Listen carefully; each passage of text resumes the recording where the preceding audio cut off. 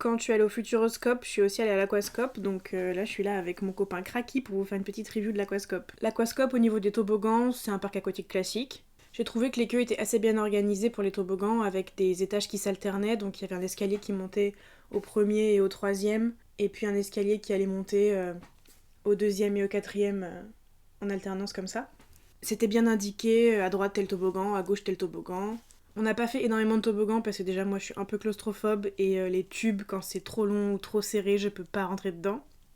Et aussi parce que autant les queues dans un parc d'attractions ça me dérange pas, généralement je suis occupée, je fais des Scooby-Doo, je lis, je suis sur mon téléphone. Mais dans un parc aquatique, on est en maillot de bain, on n'est pas forcément hyper à l'aise, généralement on a soit trop chaud soit trop froid. Si c'est fermé il y a trop de bruit. Donc là il y avait un toboggan avec 1h30 d'attente et c'était hors de question, on l'a pas fait.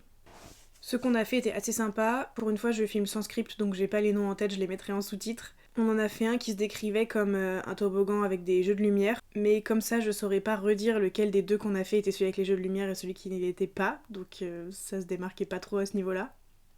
C'était des schémas de toboggan aquatique classiques, il y avait celui avec la trappe qui s'ouvre et on tombe à la verticale. Il y avait plus ou moins de courbes, des tunnels plus ou moins étroits. Il y a 2 rivières sauvages, une en intérieur et une en extérieur. Elles sont pas très longues mais elles sont sympas. Et le point vraiment intéressant du parc, c'est le coin de Kraki. C'est les bassins avec les écrans. Il y a des effets très sympas, il y a des animations sur les écrans, et ce qui se passe sur les écrans, en fait, on le vit dans l'eau. Par exemple, on va voir sur l'écran des météorites qui tombent du ciel, et dans l'eau, il va y avoir de la lumière et un jet, comme si la météorite s'était tombée à côté de nous.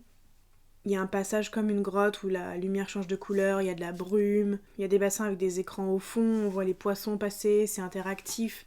Il y a des raies de lumière qui nous suivent où les fausses vagues réagissent au passage des gens. Donc ça c'est sympa, c'est pas forcément fait pour y passer une journée entière, sauf si vraiment on fait les toboggans plusieurs fois et on veut faire ceux avec beaucoup de queue. Mais c'est sympa, c'était un moment sympa. Il y a tout un espace pour les petits, avec des pataugeoires, avec un château, avec des toboggans. Évidemment, nous on n'est pas allé dans ce coin-là parce qu'on n'était pas avec des petits, mais c'est sympa. Et il y a aussi pareil quelque chose qu'on peut retrouver à l'Aqua Boulevard, la piscine à vagues. Avec aussi un filet qui passe au-dessus dans lequel on peut marcher au-dessus du bassin. Et il y a aussi un bassin extérieur chauffé, donc même s'il faisait pas très chaud, on a pu en profiter aussi. Sur place, il y a un espace de restauration, donc ça c'est pratique. C'est marrant de manger en maillot de bain comme si on était à la plage. 2 points assez marquants que je trouve qui sont bien faits dans le parc. D'abord, c'était la boîte à lunettes.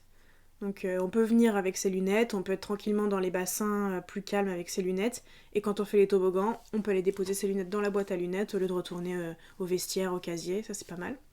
Et le toboggan le plus large se fait dans une bouée, ou plutôt ils appellent ça un raft à 5 ou 6 personnes. Et donc les rafts, on les monte pas soi-même, ils sont montés en ascenseur.